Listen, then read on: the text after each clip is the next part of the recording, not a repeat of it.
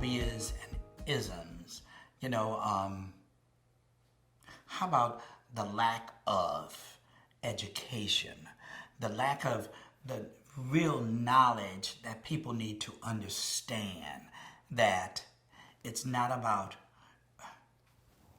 who you have sex with. It's about how you have sex with them. It's about protection from all kind of diseases, protection from everything. But people, I think a lot of African Americans, while they're not understanding that protection keeps you negative, because who they have sex with doesn't matter. It's how they have it. It's the protection that matters.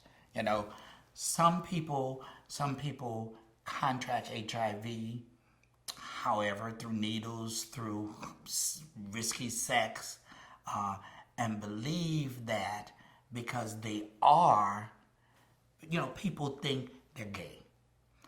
And that's the worst thing that you can be as a man in the African American community, because of what we're taught in the church. If we can just get away from desensitize people to the stigma, I think the rate of HIV infections in the African American community will go down. I do. I think they'll go down. Just can't get past that stigma. Our organization, our agency, partnered with an organization, a group of African American women called the Links, the Crescent City Links, to do an HIV awareness event around HIV in the African American community, just to raise awareness and do education around HIV. HIV is a very difficult subject to talk about in the African American community.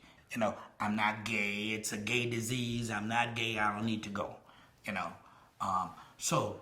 But we notice that the rate of HIV infection is continuing to rise, and not only among gay men, it's in the community at large, So we decided to come up with an HIV awareness campaign around National Black HIV/AIDS Awareness Day.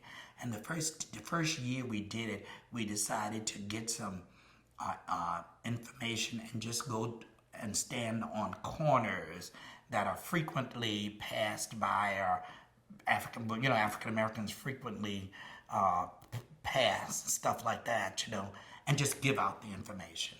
The people were very, very thankful. They were very appreciative. They were very happy, There were mothers that stop by and say, oh, please give me some. I have 3 sons. Oh, give me some of that information. Now, Junior, you need to, one of those kind of things and stuff, So that inspired us, And so we begin to think, how can we bring more people to understand HIV? So in the African American community, we have a tradition called Second Line. Second Line is a celebration of life, and it's done through song and dance in the streets. It usually happens after death. We celebrate someone's life with a second line. The second line is it's led by a traditional brass band, and their umbrellas and handkerchiefs and music and dancing in the streets, celebrating the passing of someone, and while it's a sad occasion, it's joyous. So we decided that we would have a second line, but we would use it to raise awareness around HIV. So we hired a brass band, one of the best brass bands in the city.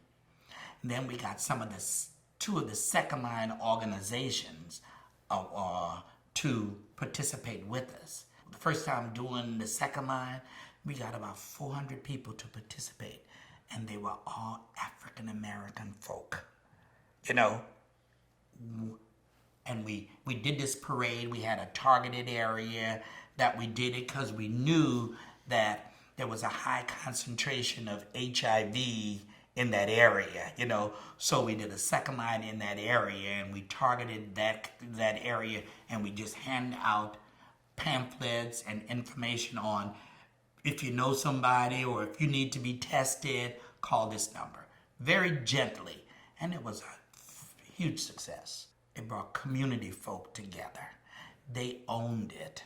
It was paid for by the community. It wasn't paid for through a grant or anything like that. It was paid for by the community. We got out and we solicited donations, and all the money paid for, to have this done. I'll be 62 in September, and it's taken a long time for me to get to be who I am today. I went through, the hurt that I called racism. I went through the rejections. I went through all of those things. And I don't mean to sound arrogant, but I am Michael. What you see is what you get. And, it's like you either take it or leave it, because I'm at that point, I'm at that point where I know who I am. I now know I can walk into a room and not have to hide, my sexuality or anything, not have to hide my blackness, not have to act this way, not have to act that way. I can be me. Yes. And it's taken a while to get there and stuff, I'm here, and this is who you get, Yes. And I'm happy. I'm free, Yes. I do what I do me.